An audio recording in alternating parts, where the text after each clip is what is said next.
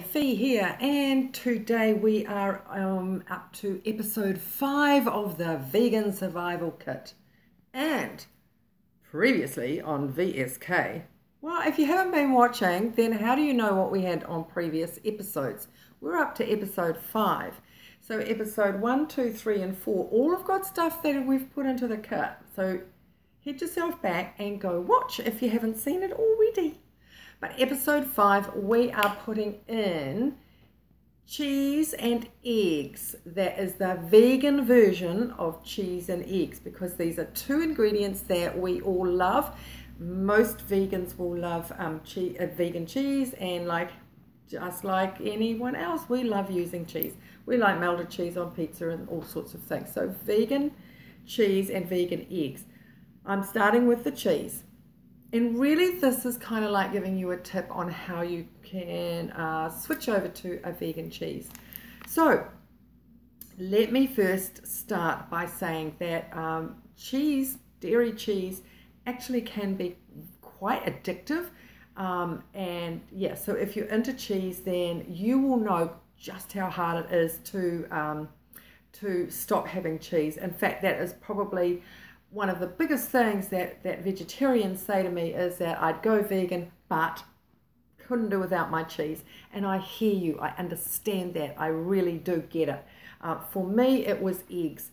I wasn't such a big cheese eater. So what do you do about cheese, and how do you start to eliminate them from your diet? You can start by writing out a list of all of the different cheeses that you really like. So start with the one that, and it might be, say, like melted cheddar is the be and end all of all your cheeses. So put that at the top of the list. And then you might have brie, camembert, whatever, until you get down to the bottom of the list. And you may only have, say, like 4 really, really powerful cheeses that you really, really love. So put them all down. And let's start with, say you then start with the bottom cheese on the list. So you don't want to be ditching the best cheese that you love altogether. You want to be starting with the one that's at the bottom that you don't really mind so much. So let's pretend that it's feta. And you don't have feta that often, but when you do, you really like it. You know, you stick it in with your olives and your Mediterranean dish, and you really like feta. So go into Mr. Google and write in there, type in there, I should say. You're not going to write. One day we might be able to write, but at the moment you're going to be typing. So type into Mr. Google how to make vegan feta will do, vegan feta cheese if you want. And you will get a list of all the different recipes on how different people have made their different feta cheeses. I mean, I've got one on my blog, but so pick one and sort of think, yes, okay, this one might work, and try making it. And if you like it, great. If you don't, ditch that one and go with another one. So you will have to experiment with these cheeses to find one that is going to be sort of like relatively quick to make, and two, one that the taste is kind of there and you really do enjoy it. I've got a really nice one. I can't remember, I don't make it very often, but it's a crumbly one, which is really nice. So yeah, so that's how you do it. Once you have done that, you then and you've got used to that cheese, so every time that you're wanting feta, you will pull out the vegan feta one, and once you get used to it, then go to the next one on the list and start making that one, and do the same principle until you work your way up the list. You might find that by the time you're halfway through the list, you're actually going to say, oh, gee, I wonder how they're going to make cheddar. I wonder how they're going to make this. I wonder how they're going to make that. And so you'll start experimenting anyway, and it's quite fun. And just remember that the plant-based one is going to be healthier for you. So that's how you do, that's how you sort of will start to wean yourself off the cheeses. There are lots of cheeses out there on the market, and they are, the only downside to it, of course, is that you don't have control of what the ingredients are. So, so by making it yourself, you do have full control of what ingredients you're going to put into it. Some cheeses are nut-based, some cheeses are soy-based. There's all sorts of different types of cheeses out there. So, but the the product ones, the ones that are made for you, you know, for us in New Zealand, we are getting a better array of these cheeses, and there are some that I really like. I don't buy them very often. A, they're very expensive, and B, I prefer to kind of like make my own so I have control. But there are some beautiful ones. In the United States, you guys just rock it. You have got amazing choices of different cheeses.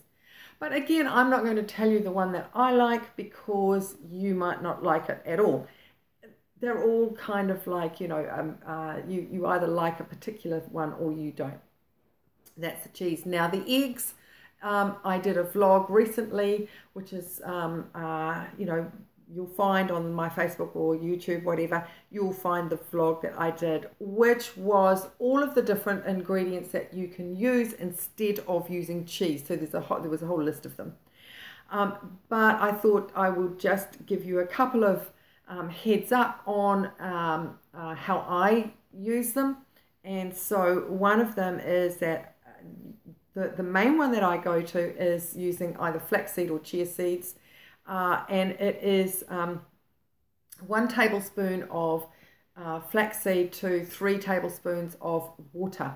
Now the trick to this is that you make it, you know, as soon as I know I'm going to be baking or I'm going to be wanting to use eggs, I will actually do that. That's the very first thing I do. So I let it sit. Now chia seeds are better than flax seeds for this because the longer you let them sit, the more gelatinous they get. I think that's the right word. I'm quite sure that you'll put a comment below if it's not. But it becomes gelatinous. Is that the way to say it? And yeah, but it gets that kind of like that texture that gives it that more of that binding kind of property.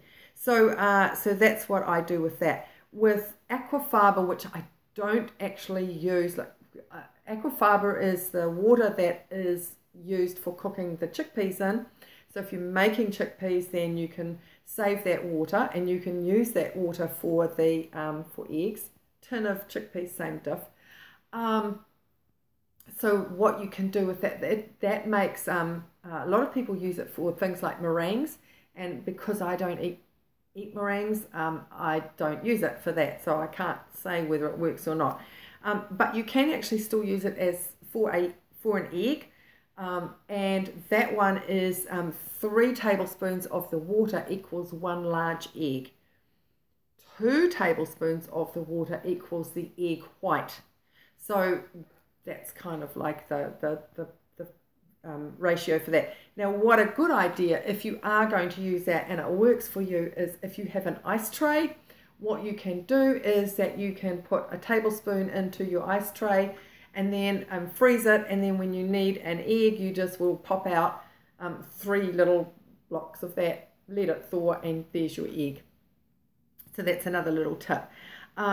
I also use, obviously I use tofu, which is for scrambled eggs, and I will use a silken tofu if I need, like if I'm doing deviled eggs or something and I want the hard-boiled white part of the egg, I'll use the tofu for that. So there are products on the market. The one that I use and I really like is no egg. That's what it's called, no egg, and that's here in New Zealand, and it is it's a potato starch, and again that is a really good product, and I use that usually in bread making, so when I'm doing that sort of thing. And that's basically it. So there's your eggs and your cheese alternatives that we're putting into the Vegan Survival Kit. And yeah, hopefully you guys are going to rock that one. Give it a try. Just, you know, the next time you go baking, instead of actually reaching for your eggs, maybe try the chia seeds in water, or the flaxseed in water in your baking. You know, like muffins or whatever it is that you're baking and it calls for eggs. Try to have a vegan version and see. You won't taste the difference. You really, really won't. So that's it for today. That's it for episode 5 of the Vegan Survival. 5? We've done 5. That's amazing. So we've got 5 items in there. And as I said, go back and see what they all are. So until next time, have great food. And you know what I'm going to say. Make it healthy. Make it plant-based. And rock it. and show compassion to all animals, including humans. And I will see you again real soon. Bye for now.